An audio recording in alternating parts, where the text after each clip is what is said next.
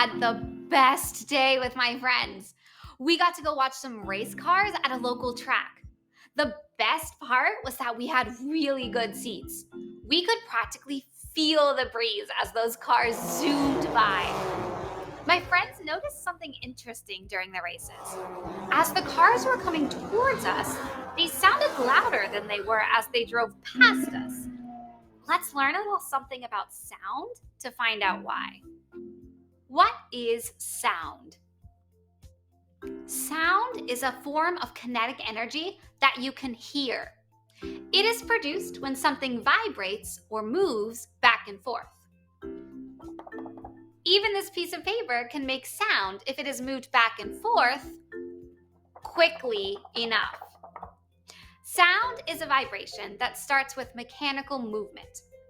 When my hand shook the piece of paper, a vibration of molecules near the paper was created. This vibration causes other molecules nearby to vibrate too. The spreading of the vibration from molecule to molecule is what allows sound to move. Speaking is another example of how mechanical movement produces sound.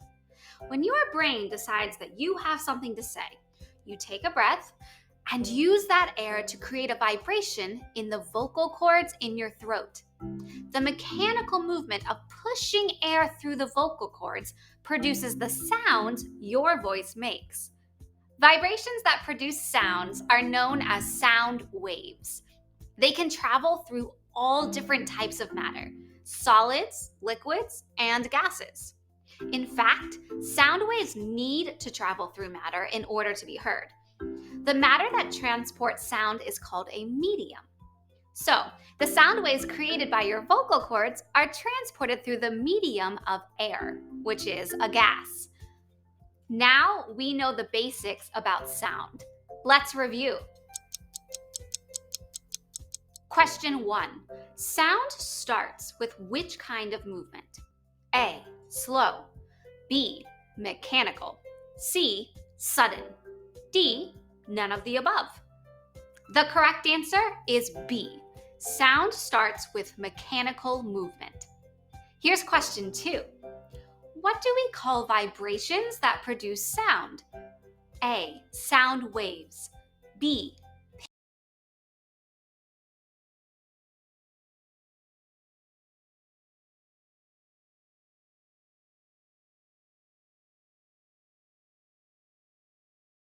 Pitch. C. Radar. D. Vocal cords. If you answered A, you know that sound waves are vibrations that produce sound. Question 3. What do we call the matter that transports sound? A. Frequency. B. Medium. C. Waves. D. Particles. The correct answer is B. The matter that transports sound is called its medium. What are the different types of waves? I bet you have seen all different types of waves. There are the waves done by queens and princesses. There are also the waves that are done at football games. You know the ones. A group of people jump up and quickly sit back down. When people in nearby seats see them, they do the same. This wave is a disturbance because normally the crowd is sitting down. This disturbance travels across the crowd, but none of the people in the crowd travel with the wave. They stay in their seats. Throwing a stone in a pond will show you yet another type of wave. Those are waves that you can see. Sound waves are different. They are special waves that can be heard by the human ear. There are 2 main types of waves. Let's watch a slinky to demonstrate the difference between the 2. The first type of wave is called a transverse wave. It moves at a right angle or perpendicular to the direction it is traveling. As a transverse wave moves, the particles of the medium move across the direction of the wave.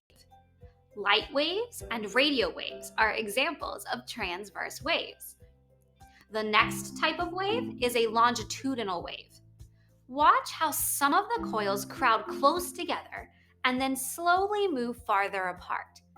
In a longitudinal wave, the area where the molecules are bunched together is called compression.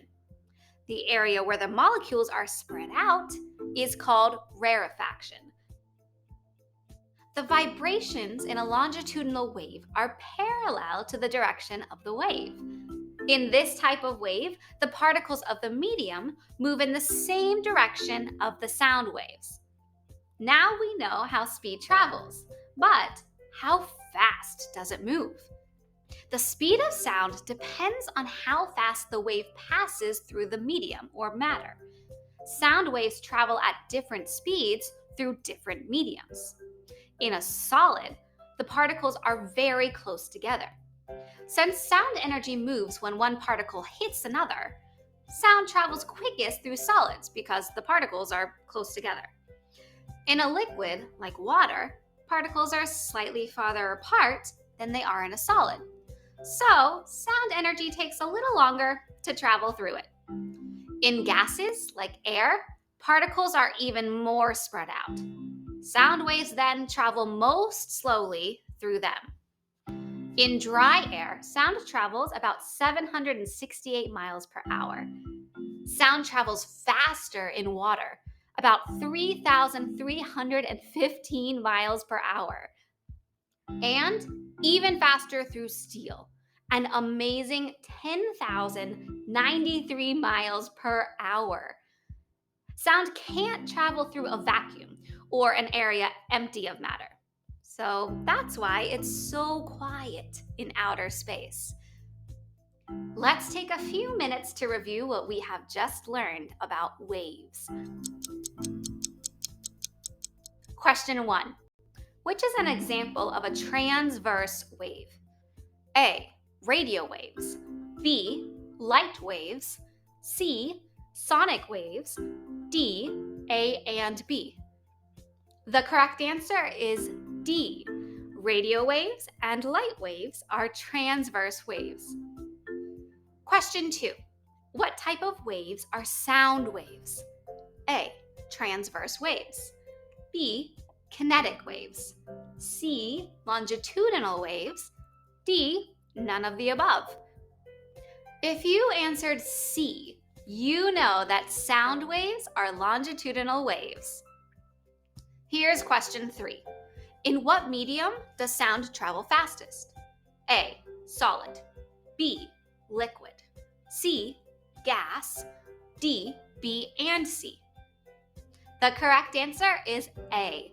Sound travels fastest through solid matter. What are the characteristics of sound waves? We are learning so much about how sound works. We know that the vibration of particles produces sound waves that can be detected by human ears.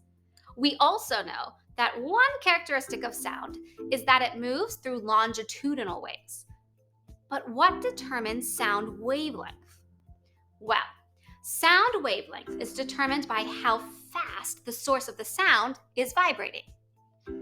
High pitch, low pitch, and how loud a sound becomes is determined by sound wavelength.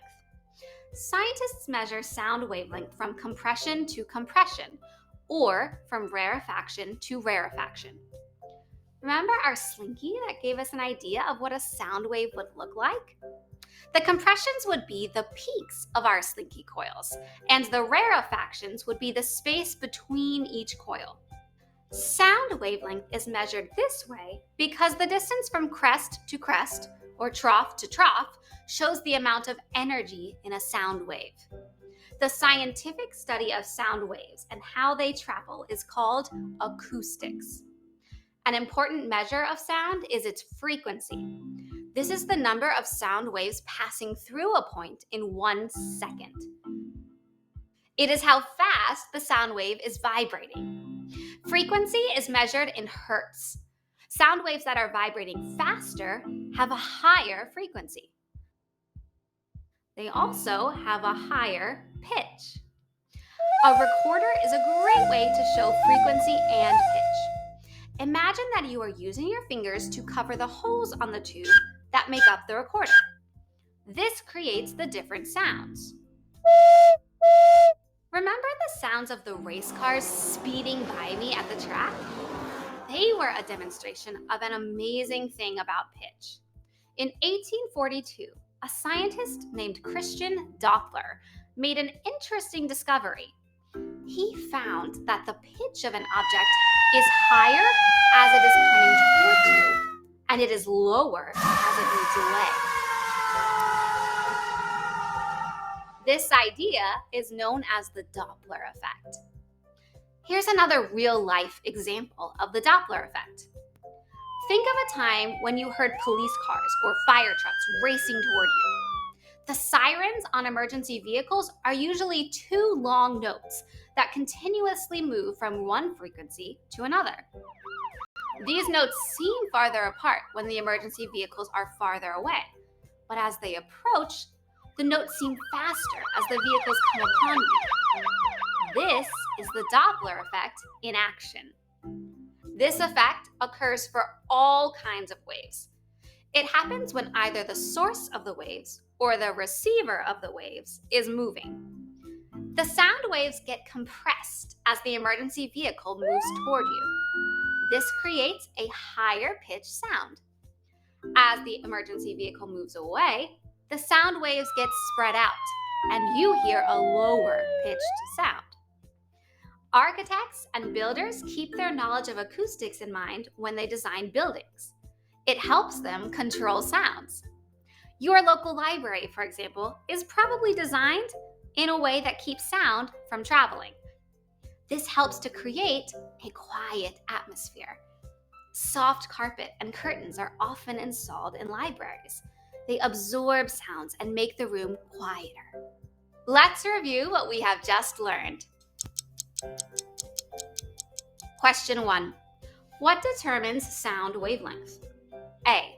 Location of the source of the sound. B. Vibration speed of the source of the sound. C. Density of the source of the sound. D. All of the above. The correct answer is B. Sound wavelength is determined by the vibration speed of the source of the sound. Question 2. What do we call the study of sound waves and how they travel? A. Audiology. B. Otology. C. Astronomy. D. Acoustics. If you answered D, you know that the study of sound waves is called acoustics. Here's question 3. What happens to the pitch of an emergency vehicle siren as it moves away from you? A. It sounds lower. B. It remains the same.